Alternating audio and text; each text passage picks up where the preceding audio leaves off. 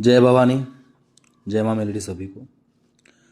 आज की वीडियो बहुत इंटरेस्टिंग होने वाली है और ये एक ऐसी जानकारी के ऊपर है जो आज से पहले ना यूट्यूब पे किसी ने दी है और ना कोई दे पाएगा, क्योंकि इसके लिए उतना नॉलेज, उतनी जानकारी भी होना ज़रूरी है। लेकिन इस जानकारी को साझा करने से पहले मैं आप लोगों को एक चीज़ बताना चाहूँगा कि ये जो जानकारी मैं आप लोगों को दे रहा हूँ, इसको शुरू से लेके अंत तक पूरी सुने, तभी आपको समझ में आएगा कि मैंने एक्चुअल में आपको जानकारी क्या दी है। ये वीडियो जो है माँ लालबाई फूलबाई जोगणी जो है उनके ऊपर है। आज हम उनके प्राकट्य, उनकी बहनों, उनके भाइयों के विषय में बात करने वाले हैं। लेकिन उससे पहले मैं एक चीज़ कहना चाहूँगा कि लालबाई फूलबाई जोगणी जो है वो जुग पहलों की जोगणी नहीं है। लालबाई फूलबाई जोगणी 64 जोगणियों में आती है, जो कि 7 बहनों के साथ में होती है। 7 जोगणी के नाम तो इस वीडियो के अंदर ही खुलासा हो जाएगा। योगिनियों का नाम नहीं ले रहा, तंत्र की जो देसी भाषा होती है उनमें जोगणी कहते हैं। युग पहलों की जो जोगणी है वो खप्पर जोगणी है।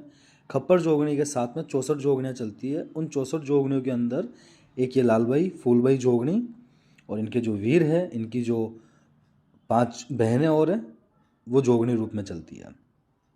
अब इन सारी जोगणियों के नाम, जो माता लालबाई फूलबाई की 5 बहनें हैं, भाई है, इनकी बहनों के नाम और प्राकट्य क्या है, कहाँ से जुड़ा हुआ है, ठीक है, इनके परिवार के जो थे उनका नाम क्या है, उनके विषय में हम आज थोड़ी चर्चा करेंगे। और वीडियो को आगे बढ़ाने से पहले मैं ये कहना चाहूँगा कि आपको अगर मेरी वीडियो, मेरी दी हुई जानकारी अच्छी लगती है तो मेरे चैनल को सब्सक्राइब करें, शेयर करें, लाइक करें, हाइप करें और किस विषय में आपको जानकारी चाहिए कमेंट्स करें। जिस विषय में कमेंट्स ज़्यादा आएगी अगली वीडियो उसी के विषय में बनाई जाएगी। अब हम चलते हैं वीडियो की ओर। ये बात उस समय की है, महादेव की अर्धांगिनी माता सती। आप सबने एक कथा सुनी होगी कि महादेव की जो अर्धांगिनी थी माता सती, उनके योगाग्नि में अपना शरीर भस्म करने पर महादेव को वियोग सहन नहीं हुआ। फिर वो माता सती का शव अपने कंधे पे लेके वियोग के दुख से दुखी होकर घूमते रहे। यह आपने पूरी कथा सुनी ही होगी, ठीक है। तो इसी कथा से लालबाई फूलबाई और उनकी बहन, उनके भाई का इतिहास जुड़ा हुआ है। तो वो कथा नहीं बताते हुए हम सीधा वीडियो की तरफ ही चलते हैं, क्योंकि लगभग सबको पता है कि सती के वियोग में महादेव दुख में इधर उधर घूमते रहे। फिर भगवान विष्णु ने सुदर्शन चक्र चलाया। सुदर्शन चक्र चलाने के बाद उनके 51 खंड हुए, जो आज 51 शक्तिपीठ के नाम से जाने जाते हैं। उनमें सबसे पहला जो शक्तिपीठ है वो हिंगलाज माता का है। ये तो आप सब लोगों को पता ही होगा। लेकिन हिंगलाज माता से ही लालबाई फूलबाई माता का इतिहास जुड़ा हुआ है, ठीक है। तो अब सीधे अपन उसी के विषय में बात करेंगे, क्योंकि मेरी आदत है छोटे से पार्ट में वीडियो बन जाए तो अच्छा है। हालांकि हाँ, ये वीडियो थोड़ी बड़ी होगी, लेकिन उम्मीद करूँगा कि पूरी तरीके से मैं जानकारी संबंध के साथ आप लोगों को साझा करूँ ताकि आप लोगों को समझ में आए। हिंगलाज माता का शक्तिपीठ प्रथम शक्तिपीठ के रूप में जाना गया है, ये आप सब लोगों को पता है। 51 शक्तिपीठ के अंदर हिंगलाज माता के शक्तिपीठ की एक विशेष महत्व है। लेकिन हिंगलाज माता के ही शक्तिपीठ एक नाम से और जाना जाता है, जिनका नाम है बाकल देवी नाम आता है, ठीक है। बाकल देवी को हिंगलाज माता का ही रूप कहा जाता है, ठीक है। शक्ति सेम है, नाम अलग अलग है, ठीक है। उनका नाम था चेलक, ठीक है। मैं साथ साथ एक्सप्लेन करने की कोशिश भी करूंगा ताकि आप लोगों को समझ में आए। माड़ करके एक प्रदेश का नाम था, ठीक है। वहाँ एक गांव था जिसका नाम था चेलक।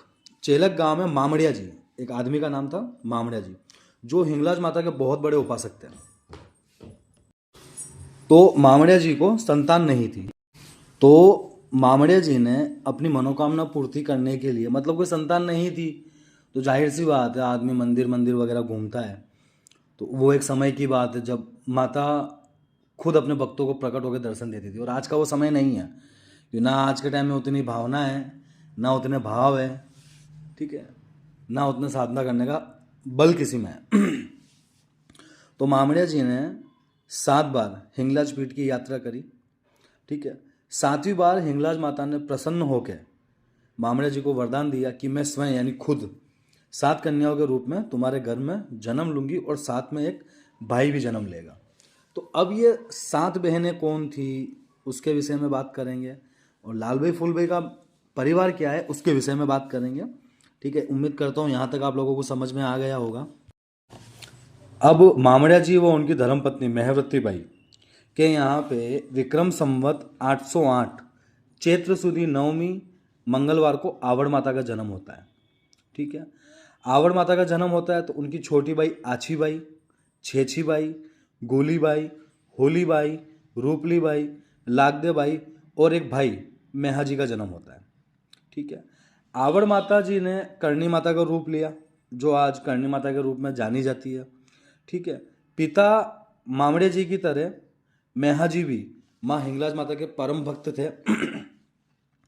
उन्होंने भी भगवती हिंगलाज माता की 7 बार यात्रा की, परिक्रमा की, और मेहा जी को भी भगवती हिंगलाज माता का आशीर्वाद मिला।